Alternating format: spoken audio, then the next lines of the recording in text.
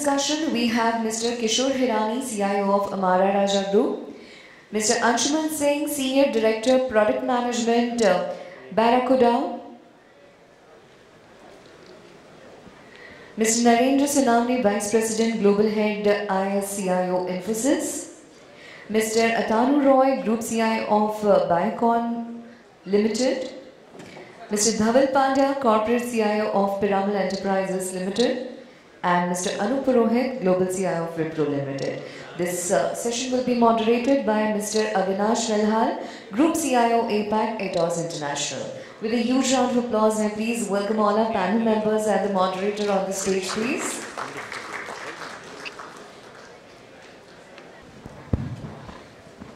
Panel to discuss what are the cost-effective IT strategies, the current role of the change COVID pandemic. Things have changed from a new normal, wherein from a perimeterized office to non-perimeterized zone, looking at various collaboration models, risking or connecting to enterprise across. There's been a huge change across in the environment, and we had to quickly adapt to the various strategies which have been available to meet these challenges. So I would like to start this session asking Anup whether what is his view on the new CIO roles. Asking me this. So first was the changing role of a CIO over a period of time. This is personally for me a touchy topic. A conversation. So I'll quickly, maybe a couple of minutes, I'll roll through over 2.5 decades, how technology has evolved and how role of a CIO has evolved, and how demanding it has become over a period of time. 25 years ago, EDP department, part of the business back office operations team, helping business operations teams to enable the basic automation part of it, and that was the role of a CIO at that point in time. It graduated slowly in terms of where business realized there's a problem statement. Operations doesn't understand technology, technology doesn't want to understand business, so they started creating a CDO role. These are the people who will understand the business, who understand the operations, who understand the technology, and will give them a solution. Now that's the sad part of it, and that's where the CIOs, and this is somewhere around 2014 I would say, and that's where CIOs actually, उनके नीचे का जमीन हिल गया था कि वो their existence was in question, and I believe most of us would be in that. And that's when CIOs started focusing on the business and started giving them the business solutions part of it, because unless you move out from being an enabler function to what our colleague was talking about, being a business driver, you will never add value to the business. So you have to get into a business driver function. Now, the sad part of this topic is that IT is still being consumed or assumed as a cost center. कि वो cost कैसे बचाएगा? There should be a topic which should talk about IT will generate a revenue part of it. How, when I'm just waiting for the time when it comes in where IT will start becoming a revenue generator. Not in the IT business, but also in any domains. How can they be part of the revenue generator in e-commerce? I know they are. In banking, I know I used to do a part of a P&L owning. So that's where it's at. But since the topic is cost management part of it, so one thing which I want to put on the table is that the IT would have, most probably by now, they would have already optimized their cost part of it. But one thing is a fact, which I was mentioning in my previous session, that IT is pervasive in any business, which means the dependence or the investment on IT will keep on increasing. That means that the IT cost per employee in an organization will always increase. There is no two ways about it. But that is the fact. If you look at any domain, you will find that the IT cost per employee in any organization will increase. But the value which IT can bring onto the table is how they can reduce the other part of the operating cost. So generally, any organization has an operating cost, people, back office teams, real estate, and then technology is one part of it. How IT will help in reducing the overall operating cost. Its own cost may increase, but how will it help reducing the overall operating cost? And that's where I feel the business technologists or a business minded CIOs can play a big role part of it. And I just wanted to add maybe a couple of examples. As I said, I'm a banking CIO. I wouldn't go to just 1 year in the IT industry, and I feel that I have learned a lot about the organization like Wipro or TCS or Infosys. where I feel that we can add a lot of values part of it. It could be simple thing, hiring. Hiring is one of the most important, I would say, element of any IT company. And then that's in the range of 40,000, 50,000, maybe a lakh organization like TCS, they do per year. Now, that is one part of it, but how we can, so you hire the people wherein you have the resumes, but you don't have the profile skills of the people associated in the organization. For technology company, people is the most important product, or pardon me, telling people as a product, but that's what most of the IT companies sell today. Now, there isn't any skill repository available of an employee before joining the organization or after joining the organization, or things like a marketplace where the customer requirements are in place. How soon can you ensure you make your technology resources billable to the customer? But that's the important part. So one of the example which I would give, which was, I would say, maybe you can call it a simple thing, but that was one of the big things which I could see was missing and hiding behind the GDPR or a PII.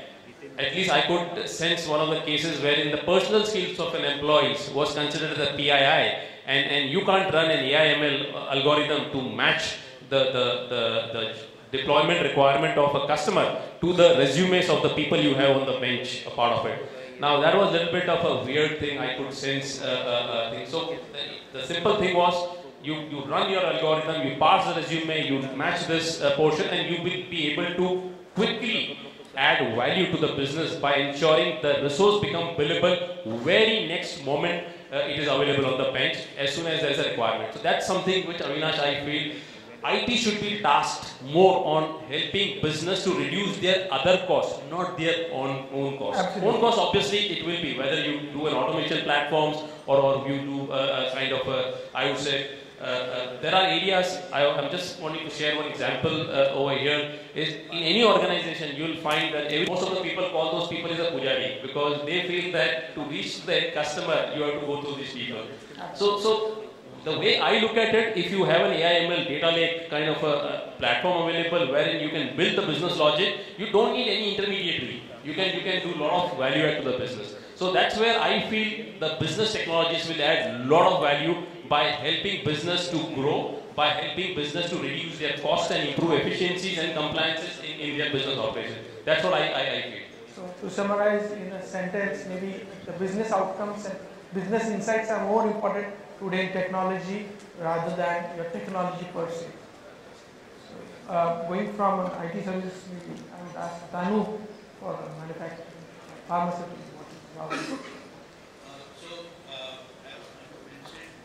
The cost, yeah. the cost per se of IT is going to overall increase because we are having so much of digitization overall happening and digital transformation people are doing. And obviously that cost gets to be optimized through various ways and means. But the important thing which happens is how you deliver those outcomes faster to your business.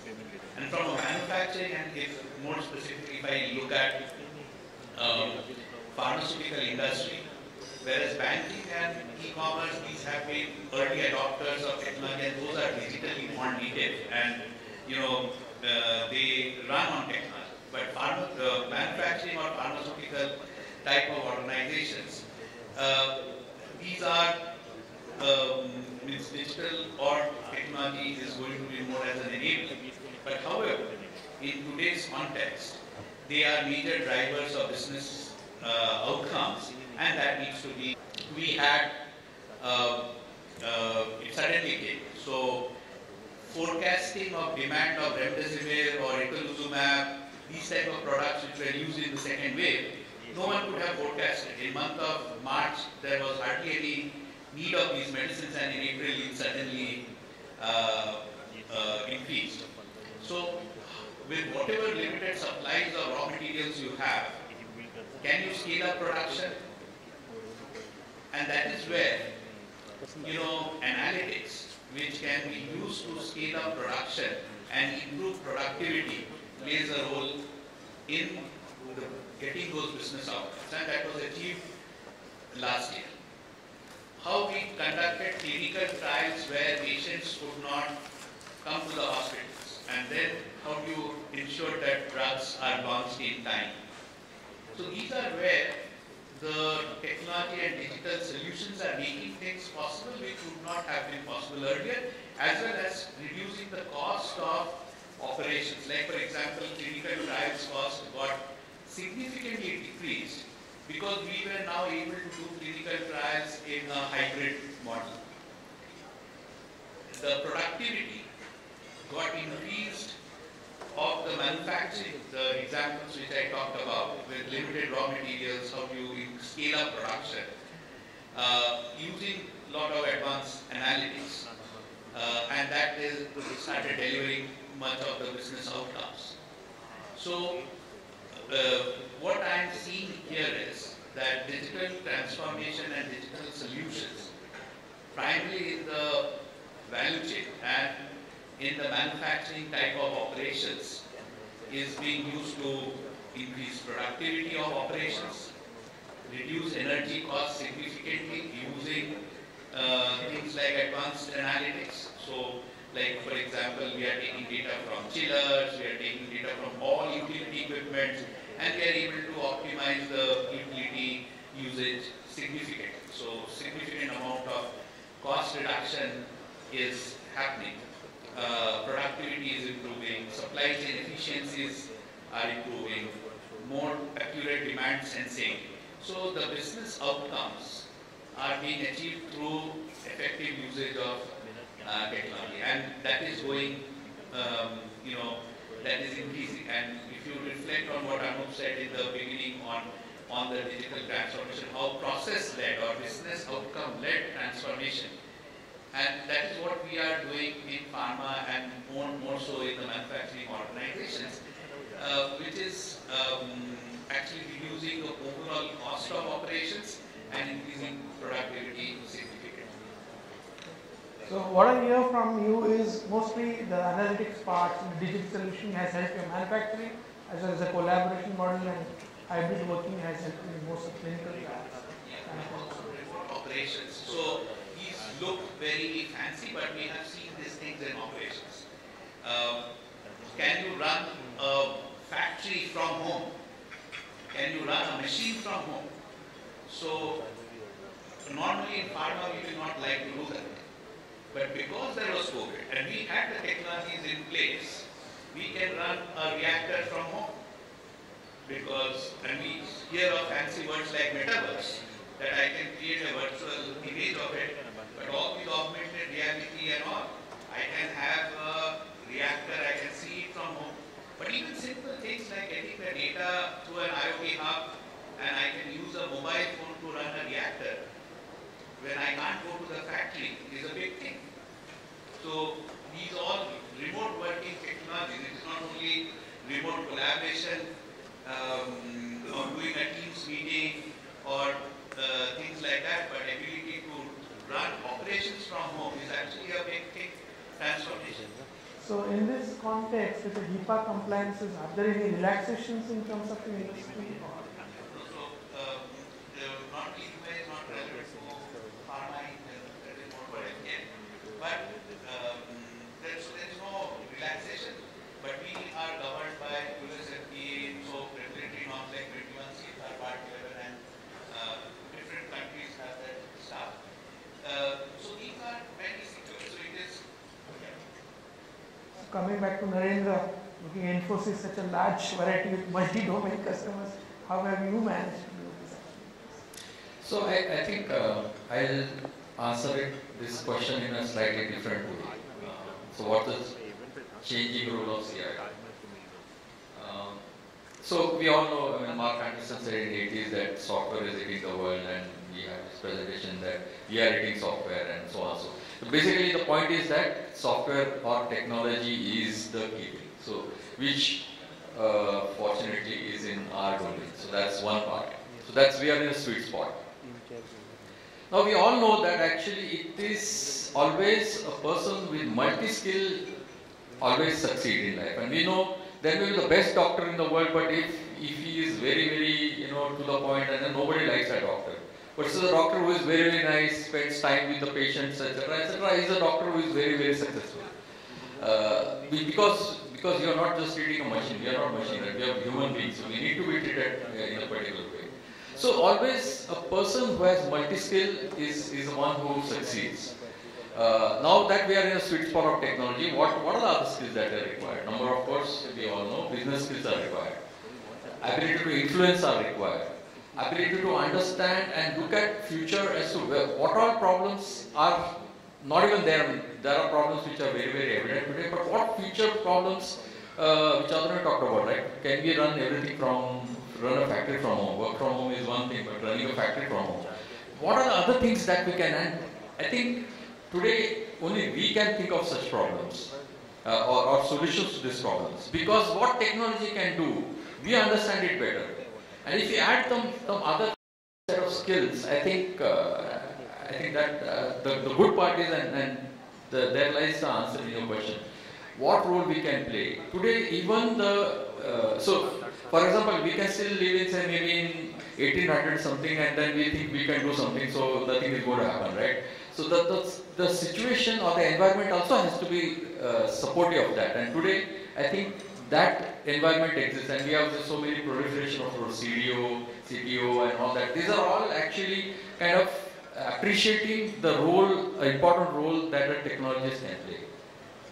Sure. So going to Dhaval, what is your view from Piramal? So very good afternoon to everyone. Thank you for this opportunity firstly. I think very pertinent points made already. So I think one important aspect when we talk about cost is that, and like it's amply put by all the panelists who spoke before me, it is always important to look at cost in the backdrop of the benefit that we are talking about. And benefit could ideally be largely in three areas. It would be to, for example, support a new business model altogether, or a new product offering that we are talking about, which can open up either new customers or new markets for it. The second would be innovation-led, where you are talking about still sticking to the rules of the game, but trying to change the way it is played, right?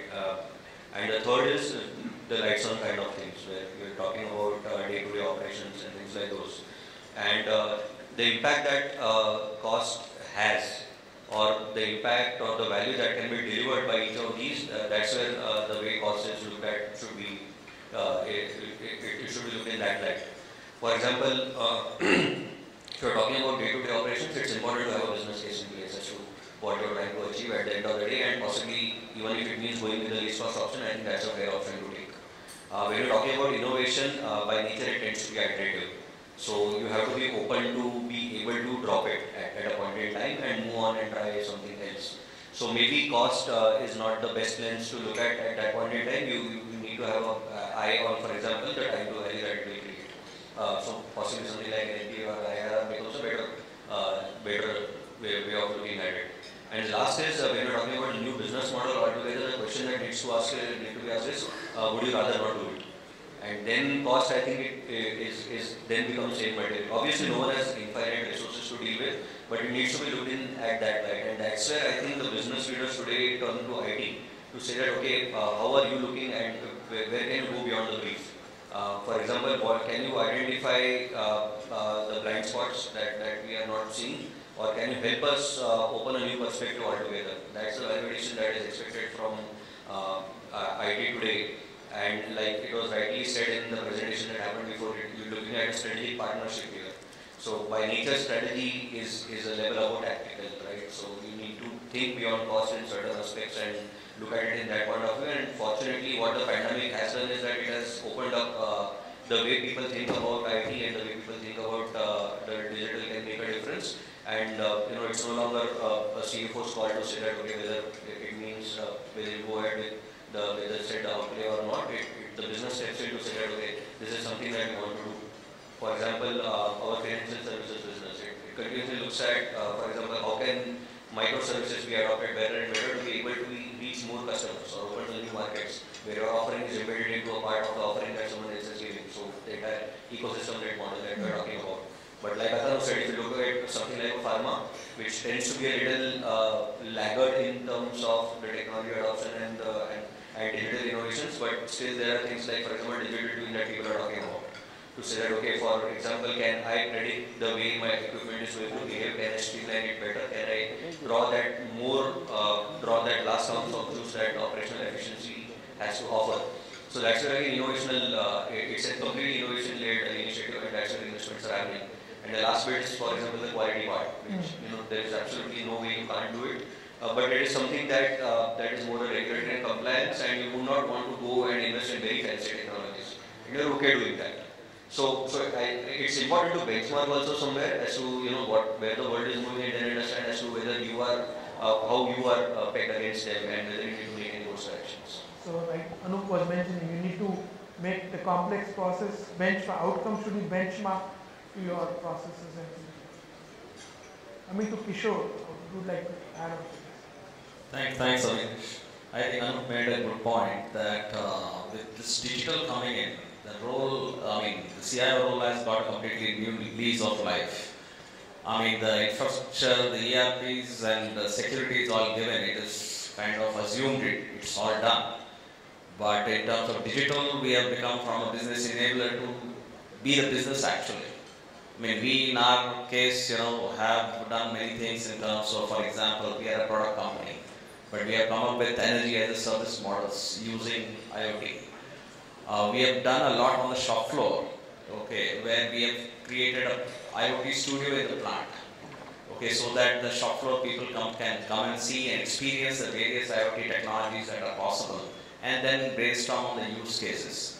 In terms of giving a lot of benefits in terms of energy management, with Atanu talked about productivity improvements. We also did a very large program like he talked about the HANA program we completed last year. So 6 companies, we implemented HANA, one system, one processes, all across the 6 companies, 15,000 plus employees. So coming to the ROI, I make the business stakeholders responsible for the ROI. So any change request or any new request that comes in, either the workflow clearly asks in terms of what is the top line impact or bottom line impact, and only then the project discussion starts. So that's how, in terms of driving the accountability towards ROI back on the business. And on the HANA program, in terms of, my point of view is that, you can keep on getting the ROI for many, many years.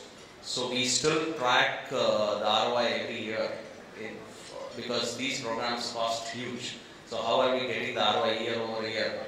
We do a strict tracking on that. So ROI is in terms of financials, or you're looking at some business outputs or business insights? Both in terms of analytics, the KPI impacts and all that, including the financials, the bottom line impact and the top line impact, both. Coming to you, what is the perspective in terms of advice? So for me, I am in product management, right? So my teams build products that all of you guys use. And being here and looking at CIOs sitting here and delivering value to business, I think they are at the center of a very big tussle, where on one side the businesses should ask them to deliver value, and they know that if they become not just mere enabler, actually being the part of business, they know the technology. And technology on one side keeps changing. And now it is the time of, within the IT infrastructure, where there is enough technology to do lots of stuff. And COVID has shown us that thing that you can have people sitting remotely, work in factories can be run remotely. In fact, we have a customer which is connecting, it's a business, it's a government, we can't think of the government, but it is deployed our security solutions in 80 countries in their own consulates, managed by 3 resources, right? Because you have to do 24/7. So 3 people running 3 shifts, they control 80 different countries worth of networks from one place. So there is technology, and there will always be pressure on how many resources can you deploy to manage that technology. It is not sufficient for the CIOs to say, oh, I'm going to buy this technology and then I need 50 more people to manage that technology. Business, your superiors or like CEOs will say, okay, technology, I understand you are going to give me this business. I again the thing will come, what is the top line impact, what's the bottom line impact? There is a technology cost, there is a people cost, which is also there. So you have to manage. There is enough technology available. You have to go to a grocery market, now there are large chains of markets. All of those ERPs have to be connected to the central ERP. If you want a secure connection, do you send a technology person or your engineering person in each of the shop to connect it back? All that's not scalable. You have to find scalable ways of deploying technology at a mass scale. India is a big geography. You have to manage all of that, and in many cases, do it globally. So, hearing all the gentlemen, it is very interesting from various domains to hear what has been their strategies and adoptions. But I would like to know an interesting fact. Things are done and dusted, but going ahead, like any of you would like to respond, how are we going to face the challenges and what is the preparation you are going to do? What are the innovations you are going to bring in to meet and exceed? Because it's not only back-end optimization, front-end optimization, now the environment optimization is done. So what's the next stage? So maybe I'll pick this piece up. So in terms of the way, as I said, for me it's the first time in an IT industry, and I could see what value add I can bring to my organization in terms of bringing innovations and automation. So while we ran through the entire S4HANA program, where we were able to deliver a huge amount of benefits. So for example, erstwhile when you bag an order, to resource that order, you will have to do a duplication of effort into a separate systems and then you work it out. Now with the S4HANA, the entire resource loading sheet, what we call as the budget flows automatically and you can work it out on that. So these are the basic hygiene things which were missing. And then the reason I would say were missing is normally IT companies don't invest in their own technology. वो जाके customers को technology बेच के आते हैं, घर के technology में it is generally a poor. I'm sure Narendra would have some view on that as well. But now the focus of the technology organization is to see how they can be client zero for the core customers. Like for us, we have all the major IT companies, OEMs as our customers. How do I ensure that I become the client zero for them?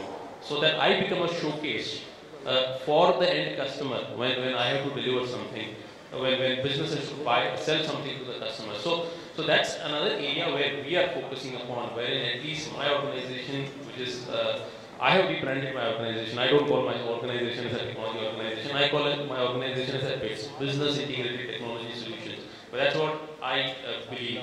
So we kind of a showcase in the areas. Yes, at times we see a lot of challenges because we have Google also our customer, we have Microsoft our customer, then kisko kya danda in terms of. So we do face those kind of challenges. But the intent is how do we create a solutions and because so Wipro is the biggest customer of me as far as the way I look at it. Because I'm a CIO for Wipro, so I have 270,000 people to look upon their needs. So for my businesses, I'm one of the biggest customers. Why they are my customers, but I'm also one of the biggest customers for them. So if they will sell something outside, they will first sell it to me. If I'm able to consume that and justify it, then so that's one area which we are focusing on part. The other areas which I feel, at least in the technology domains, we are very poor in terms of, I would say, data-driven decision making. And that's an area where I could see it's important that the organizations are moving ahead, because most of the IT companies are on a hindsight of their analytics, what they do on the customers. Maybe the time has come wherein you can progress in your journey from hindsight to insight to foresight and be prescriptive to your businesses in terms of where they can go and hunt for the new customers. There are opportunities available in that space as well. So that's the area which we are focusing. Apart from that, as I said, how do I help reduce? It's a continuous journey in terms of helping business to reduce their operating expense. So that's area which, one of the area for me is going to be a continuous focus in terms of going out to various business units and figuring out where are the inefficiencies in those areas and how do I automate? How do I replace a human workforce by robots and automations, so that I'm able to bring a lot of efficiencies and and predictability in the technology services to my internal businesses and to my customers who are basically sitting in my offices or my colleagues who are sitting in my offices and supporting my customers. How do I ensure that I give them a very quality of services in terms of the availability, in terms of the robustness which is. So these are the few things which I will keep on focusing in the time. But the one most area is particularly again in the IT domain, how I can be not a revenue generator, but help business to generate revenue much faster than what they are. So that's one area which I'm still questioning myself how I can help in that space. So due to positive time, anybody would add to this? So I'll just take that up a bit. In India, and this is just my lack of awareness, is in India when people are talking about IT, they are talking about does the employee have email access and that type of enabling thing, and then ERP came in as the second set of thing, then HR systems came in and all of that. Now with data-driven analysis and things, it's the next level where you are saying now business, I can tell business if it's a manufacturing concern, cement, paints, whatever. If I manufacture it here, where is the distributor requirement? What type of paints need to go into which region of India? If there is rains in a certain part of India at a given point in time, the type of sealant that needs to go in. Those are business decisions. Distribution can be controlled. Now, trucks have to be set. There is lots of innovation happening in India around how trucking has to be managed through IT. So there is lots of potential of using IT into the core business function of and enabling it and helping both the bottom line and the top line of the company grow with IT as being an effective tool in that. Thank you.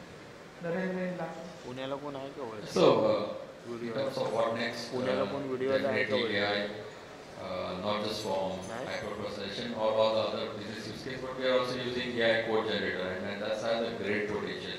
In case you haven't tried it, please try it. Your productivity of your team can grow just phenomenally.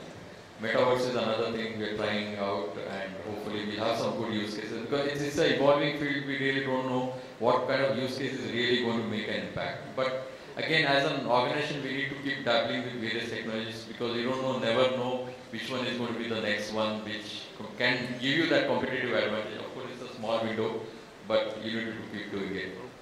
And yeah, these are exciting times, really. thank you, Narendra. So it has been a very interesting chat with you guys. But let us give an opportunity to audience if they have any questions, or they will have us for lunch.